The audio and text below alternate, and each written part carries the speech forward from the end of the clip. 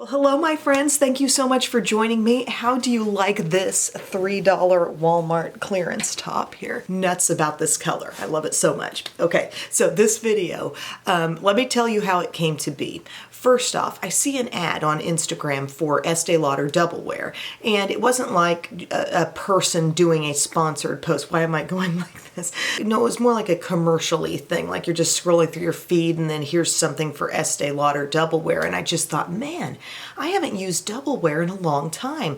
Next time I do my makeup, I need to get that out. And I do have this one that wasn't purchased all that long ago, and I also got the pump for it too. So I'm truly all set for Double Wear. And I put it on and I used like maybe a little more than a full pump. The way this dispenses, I think you can use a little more than the pump. And I get it all blended in, and I'm noting the fact that, you know, it's not really full coverage. I think a lot of people peg this one as full coverage. Like if they're going through and talking about all their foundations, this is a one where they're like, wow, it's real heavy duty. I definitely have more full coverage foundations out there. Estee Lauder makes a fuller coverage version of Double Wear called Maximum Cover. Do they still make that one? I'm just saying, it's not the heaviest stuff out there. I mean, it's a really strong, maybe medium coverage, I think, with the amount of product I use. Maybe some people are putting on like double the amount, and then maybe it is full coverage. I feel like with a reasonable application, it's not like it's blanking out everything on the skin. However, the staying power is truly on another level. Like, it's really, really good. And I was noting how everything else that I put on top of it, and this was like later in the day, glancing at myself in a mirror, everything else on top like looked so good. It was a really good all over. Oh my gosh, hi little precious. Even though it wasn't blanket out full coverage, it had a very evening effect on my skin, and everything that went on top of that ended up looking better for it. You know what I'm saying? It's just a really solid base, and it helped everything, of course, last longer. If your foundation is long wearing, there's a better chance your blush is going to end up being long wearing. You know what I mean? So anyway, I had this little revelation about, yeah, that's so good. I hadn't used that in a while, but that's really good. And it's iconic, you know? It's one of those super long-standing products, and I had this thought about how you approach products through a new lens after time passes and you've used a bunch of other things, right? Like I look at Double Wear now a little differently than I maybe did when it was new to me, because I've had so many products in between that I've used. And I thought, what are other things like that? Well, there's a whole makeup bag full of other things like that, right? Where are they now? How do they stack up now? All of these products are available now, but I feel like you could call them all iconic. They've had their time where they were very popular, very hyped, and to this day, I think they're probably still very popular. And you'll continue to see many of these in bestsellers categories, I'm sure. But in classic form, you know, one thing kind of gets into my head like that, and then suddenly I've created a full face of things that are like that for me. So I'm really excited about this video. I think it's going to be really fun. Squirrel says hello. My hair, I think, is going to be really good second day hair. I had it curled yesterday, and when I use my dry bar curling iron, it's called like the 3-day bender curling iron. When I use that, I do have major leftover curls. So the hair is going to really shock you at the end. Maybe not, but I did twist it up in a bun in hopes that it would come down and look like something. All right, let's actually put some makeup on, for crying out loud. So this is my Double Wear, and this is in Tawny 3W1. This is the shade David, my friend, matched me with. By the way, I always have David's information in my info box. So if you're ever looking to get hooked up with Estee Lauder products, learn more about them, you can give him a call. He is the makeup artist for Estee Lauder at Bergdorf Goodman in New York City. He's an amazing person, and you should definitely let him know if you need any Estee Lauder stuff. So I'm going to, again, use this. I'm going to twist my pump open, and I'm going to give myself one pump and just a teeny bit more. And then we just dab around in my typical form. There is some kind of, I don't know what bug this is, but it's small and it's annoying. Okay, so we get that all patched around. See, it's not like a huge amount. So see, about this much, and we're going to blend that in with the Beauty Blender. You might end up with a little extra coverage if you just used a brush. But I actually think the Beauty Blender application is a really good thing for this. I think it thins it just a little bit, just a tiny bit, and it probably makes it wear even more evenly. You know what I'm saying? Now, drugstore-wise, Maybelline Superstay is definitely like on this level, I think. It's really similar in terms of the coverage, maybe even a little bit more. But getting into double wear again, like I've got newfound revelations about the staying power. And I feel like this wears in a really impressive way. And like I said, it's just a good base for the entire look. Everything looks good with this underneath. Just making sure I get it blended well. I do feel like we get an overall matte finish with double wear. What's more coverage than this? Like NARS Soft Matte, probably even more matte, a little bit thicker, more coverage for sure. Looking up close at my skin, you can still see like little freckles and all that. So there's double wear leading us into this conversation. And then another product that I think is definitely like, maybe I don't hear as much talk about it, but it's certainly an iconic product because I think it changed the game for concealer. It raised the bar for what we expect concealer to do, and it's Tarte Shape Tape. So I'm gonna use that today. I have it in the shade Light. This is just the classic version, not even the ultra creamy. And I'm gonna give myself a couple little dots of that in here. Little bit out here. I wore this combo yesterday and I must say wears like iron. The combination of double wear and this. But like I said, we see things through a new lens, we try new things. You know, e.l.f. Camo Concealer is a wonderful alternative if you're trying to spend less. But I'm not gonna deny this is good. And this shade is so brightening. Like it's light on me, but it's not too light. So Beauty Blender's kind of getting in there, and then I'm gonna help it out a little on the innermost corner, like right in here. Like you can really hide some stuff with this concealer. You really can. Okay, so check it out. We have really amped up the coverage in key areas, and we are going to be set for some major staying power today. And part of what's going to help that too is my powder. And I could have gone between a couple different iconic loose powders.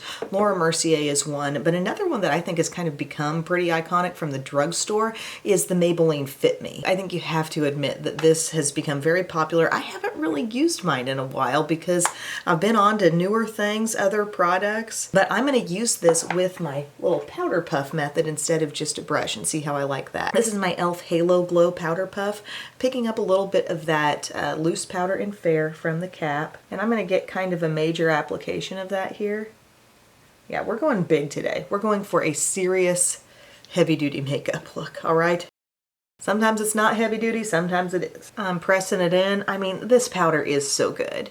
And it really is brightening. This shade called Fair, if you're like my skin tone and you want something that doesn't dull you down at all, this is really making me second guess the need to branch out and get into a bunch of different powders. Like, it's really so good. I'm not really doing a formal bake, you know, I'm just getting a decent amount on there and then I'm gonna swipe away the leftovers. Looking good, nice and bright. Iconic product worth trying here. The Shape Tape I feel is the most replaceable thus far. I just think there's so many good concealers out there, and e.l.f. Camo Concealer even comes in 2 different varieties. This, you could grab Maybelline Superstay and have a really close experience, but I do think the staying power of this and the freshness of the look as the day rolls on. It's pretty special, Estee Lauder Double Wear. I'm gonna do Hula Bronzer next because I feel like this product has been hugely popular just over this big span of time that I've been on YouTube. Hula Bronzer's been a big thing. So I'm gonna use that. It's a matte bronzer. They've even come out with, you know, like the Hula Glow, which I actually really liked. But we definitely need to be adding some dimension to the skin. We've got all the brightness happening. What's that? Got all this under eye brightness, we need to now bring some contrast. A little cheek contour, like this is a really good product. I think bronzers can be pretty easily duped. Like this is nice and all, but if you can come close to the tone, it can become a pretty replaceable product, right? I'm coming up onto the cheek just a little bit to give a little bit more of a sun-kissed thing. See, I'm looking at this thinking, yeah, I like this. This is nice. You know, I have no complaints about this bronzing experience whatsoever, but I could also buy from LA Girl, or I could also get, you know, Wet n Wild Wet Shady Beaches and be really happy too. So I do feel like it's a good step in this look, but yet a replaceable step. By the way, this came in a PR package several years ago and it says Emily's Hula, so it's my Hula. For blush, I looked at my blush drawer for like 5 minutes. I'm like, what's an iconic blush? Like a few different ones came to mind, and then I thought Milani Luminoso. I mean, I think this thing's practically over-recommended. You know, it's a good blush, but man, it's like always the drugstore thing that someone's trying to say is the best, you know? And it is a good blush, I will say. And I feel like this one has been more recently repurchased by me, and I feel like it might be even more pigmented than it once was. Like the formula might even be just a little softer. But we're gonna put this on. It's a very peachy blush, very peachy, and it does have some glow. So Milani Baked Blush. Their baked blushes have been out for a long time. A long time. I was in the other house, I believe, when they first came out. But see that pretty sheen we're getting? I think that's the really special part about Luminoso. It's not so much the color, but it's that really soft and gentle, like subtle glow that you can totally pick up on, because we were so matte over here, weren't we? So you can really see what I'm talking about as that hits the cheeks, getting that glow. Worth trying, I think, absolutely, especially because it's a drugstore product. If you are a light to medium skin tone, I would say yes. If you're, you know, obviously a lot deeper, I think this light shade may not show up as well. They do have some other pretty colors in this line though, but yeah, that finish is what's special about it, I think. And then for highlighter, several directions I could go with this, but I chose to look at drugstore options here, and I'm choosing the thing that always seems to be high on bestsellers lists. I've done videos on bestsellers from Target and Walmart and Ulta, and this is always up there. It's one of those things where maybe as a YouTuber you look at it and you say, well, this product's already had its moment. Yeah, but people are still buying it like crazy. And it's the Maybelline Master Chrome, and this is in the rose gold shade. Super shiny, super soft highlighter, and really just blew up when the highlighter craze was kind of new, I feel like. When things like Becca highlights were taking off, I'm pretty sure this was Maybelline's answer to all that. So I'm going to get a little bit on my Real Techniques setting brush and try to get in focus here so you can see. Like, it is profound. It's big time highlighter. I dust off my brush a little bit on my hand, and then I come back with a basically bare brush just to smooth it out. But it's beautifully glowy. You know, the skin really needed some glow on top, and this is delivering for sure. So good. Little trick, you know, try to get your brush clean and then go back to blend. If you've got a really intense highlight that you don't want to just keep adding product to, then your brush will be able to act more as a blender and less as an applicator. Get a little more on there, and I kind of go up just above the high point of the brow and work up the forehead a little bit. Look, makes things look really natural when the glow is there as well as on the cheek, not only on the cheek, you know? It's gorgeous. I think if you're really into highlighters and you just want one really great bold shade, I think it's worth it. I think it's worth trying, and I think it can hang with even newer things that I've tried, you know, since this was a brand new product. Really impressed. Next up, an iconic setting spray. It's gotta be Urban Decay All Nighter. I talk about this a lot. I think this is a very, very special product. One thing that has come closest to this is from Catrice, and it really stinks that the Catrice line is not fully carried at Ulta these days, because this was an amazing setting spray. It was called like HD Active Performance Setting Spray. Really good stuff, and probably as close to this as I've ever experienced. But in my opinion, this is a strong product that has stayed strong, that has stood the test of time, that's worth having. I mean, I'm applying, whenever I use this, I'm just doing a few mists. This bottle, this is the summer solstice packaging, but just the regular kind is fine, and you'll have it so long. You know, if you're only going like 1, 2, 3, maybe 4, you're not using it up quickly. If I'm sounding broken record-ish on this, I talked about this at the start of the Ulta sale. You know, it was on sale. That would have been a great time to pick it up, but I think it's a product worth having because it has an impact. I think it actually really contributes to good staying power. And the sprayer is good. You know, it doesn't look obnoxious on the skin. When you've got a mostly matte look like I have, you can really see if a lot of droplets are dropping in a big way on your skin and you're not just getting that fine mist. And I'm not seeing any of that. I'm seeing mean, really even skin, very nice coverage. Really pleased with the complexion so far. Next up, we're gonna go into brows. I bet you can predict what I'm gonna pull out. I feel like it's probably one of the best selling brow products on the market, and it's ABH Brow Wiz, Anastasia Brow Wiz, and I wear it in the shade dark brown, and you know what I'm gonna say. You know exactly what I'm gonna say here. I think it's definitely replaceable. It's a good product. It's definitely a trailblazing pioneer kind of product because it got every brand making their own skinny brow pencils.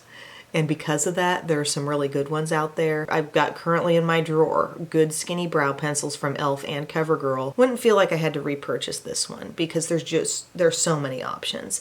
And they're all the same format, same size, and have a spoolie on the one end, just like Brow Wiz does. And my little asterisk on this conversation is always, but ABH might be making a certain shade that works incredibly for you, and maybe they have a little more refined shade range, you know, than just having a handful of colors you might run into in a drugstore. So that may be the thing, but the texture is so good on this. It's not too dry, it's not too creamy, but as you can see, it laid down a brow there in like no time, and I wasn't even thinking about what I was doing, you know? So it's good, it's very good, but you can definitely get this experience from less expensive brands. That's my perspective on the Brow Wiz. And I say it a lot. I'm sorry, but I'm a very broken record on that part of the makeup conversation. But you know, Em, not everybody watches every video, so they don't all see what you're saying. That's the truth. The cool people watch every video though. Seriously, thank you so much for watching. Thank you so much for any videos you find time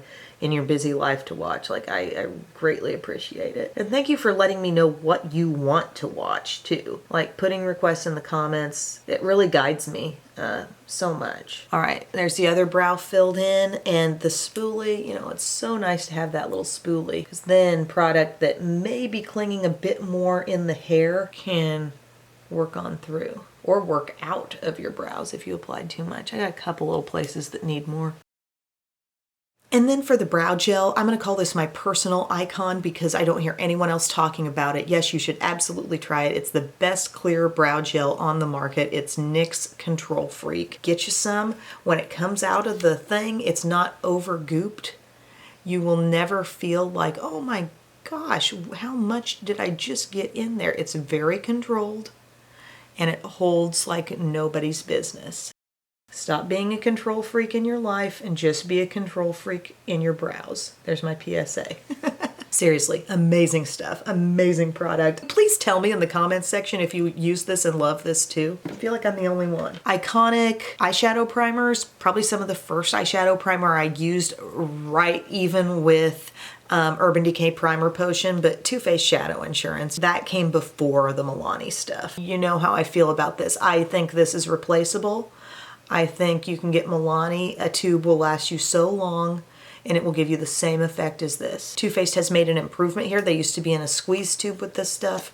The doe foot, I mean, it keeps the texture the way they want it to be, I think, as opposed to the squeezy tube that would always somehow, the formula would not be what it was supposed to be. It would get separated. This is good, enjoyable, but save your money on that part. Put your money into possibly trying double wear and you can skip that.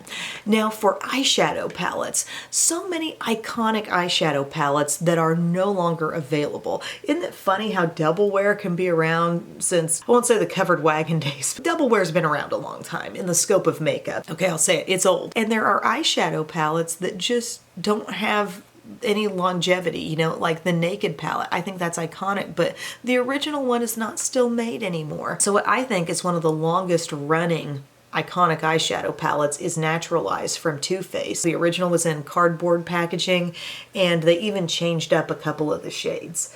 But I'm going to use this today because it does remind me of the good old days and my first ever trip to an Ulta when I bought my original Naturalize palette. And I remember when Too Faced did so many palettes with this format. Do you guys remember that? With the rectangles and then the little squares. And it was like every special palette that came out, it was kind of looking like that format. And another thing you should note about this is how cool it is. Like this palette came to be before the whole like warm, let's put orange in our crease kind of craze. I'm gonna take a little bit of Cashmere Bunny up here with my crease brush. And we're just gonna get things going. And it's a nice quality palette. It kind of gives me bridal vibes not just from the exterior packaging, but like it turns out a classic eye look that can have some really nice, naturally shadowed looking definition. That's kind of what I think about with really beautiful bridal eye looks, is that they look kind of naturally shadowed, like the crease. There can be darkness in the eye look, but yet it's not really done with any particular color. It's kept kind of just straight up neutral, which I think this does. You know, even the dark shades there, nothing's too warm. So really pretty easy crease color there with Cashmere Bunny. And that's a matte. Nice. Okay, and then I'm going to take a fluffy brush and blend my edge with nothing on it. And then I'm going to use a little bit of Heaven right up here. This is a matte cream. Use a little bit of that as my highlight. But it kind of makes you wonder, like, is the clock ticking on this one too? Because so many things like, oh, the Lorac Pro palettes, you know, like a Lorac Pro 1, that was another one that came to mind.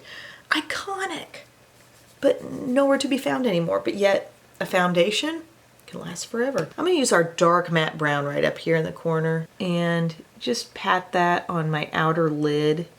And it's going to become a crease situation as well, because we're going to bump it right up to our crease. See what I mean about that being so cool, so like kind of classic looking in the color because of its lack of color. That's my point. You can create a really classic timeless eye with this palette. So I'm patting that on the outer lid. I need a little bit more on this side, but patting, patting, patting, reaching the crease. And then with a smaller crease brush, same shade, a little bit more product. And we're now kind of working that color around a bit. Nice and dark. This is a nice way to give your eye a lift with a shade like this and a little bit of upward blending. New favorite song, the new Lizzo song. Am I ready? Am I ready? It's a bop. I love it.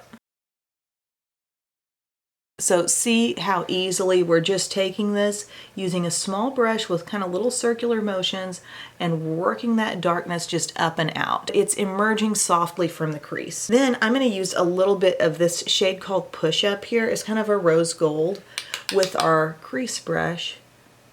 And you can let that kind of further blend out the edge. It's just like a little bit of an accent up here, but not too colorful again. Sorry, I got interrupted there and I'm not quite sure where I was at, but I think I was blending a shade above here. I was using Push Up right there. I'm going to use a little bit of Silk Teddy. I've always thought this shade is so pretty and so brightening. And I'm just going to ease some of that in from my inner corner. I believe I featured this palette actually in a bridal themed makeup video that I did not that long ago. So easy and so neutral, right? And I'm kind of liking the lifted focus above the eye today. For eyeliner, one that really comes to mind is the Urban Decay 24/7 liner, especially the shade 0, which is their black. So I'm going to use this all across the upper lash line. So a pencil liner. These have always been known to be very creamy, very rich eyeliners and also long wearing. Now, I'm not always reaching for a pencil all the time. I'm often like kind of grabbing for a liquid liner. But the pencil does have a really nice softness. You can kind of apply it and then real quickly sort of brush your finger over it and get a nicely soft line. It'll lay down without giving you any pull. But I will say I tried one not that long ago from Almay and that was like absolutely zero tug as well. So I do think that when these products were really having their big moment, there were fewer good quality eyeliners from the drugstore like this. Like we were used to having those dry liners that really tugged across the lash line. And in more recent years, I think some really good pencil liners have come out. So I don't think you have to buy Urban Decay to get a good liner pencil, but it definitely has nice intensity, it's a good product. And you know, just another one of those products that raised the bar for other things. I guess I didn't really stop and say if I thought this was worth trying. There are so many eyeshadow options out there. I'm trying to think of what else is really like this color scheme wise, because it's not super uncommon looking, is it? It's got some things happening that are really making me think of Wet n Wild Nude Awakening, with the deep dark brown, kind of some rose gold vibes and a little bit of shimmer. Cashmere Bunny, that kind of shade is definitely in here as well, a light cream. I think this might be one of your closest options, and I adore this palette. So I do think this is skippable because I know you're paying for some really beautiful packaging here as well, and just the Too Faced name. But this is a gorgeous option as well, plus you get a burgundy in there. I mean, I'm gonna move on and do some mascara, and I'm using IT Cosmetics Superhero because it is iconic and it is worth trying. Especially though, I will say, if you have lashes that like to point downward.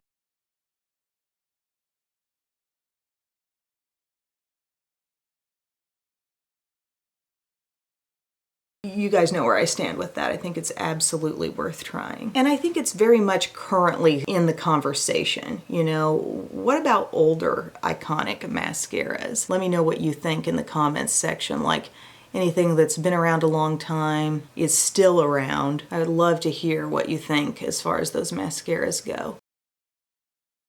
But I think this is worthy of being called iconic at this point in time.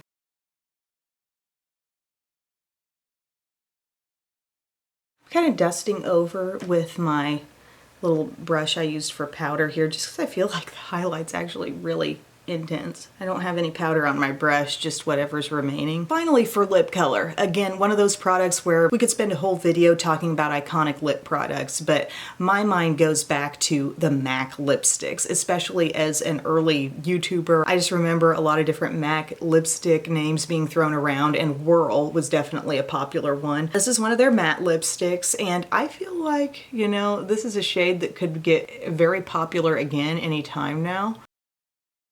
It's kind of like the dustiest of dusty roses.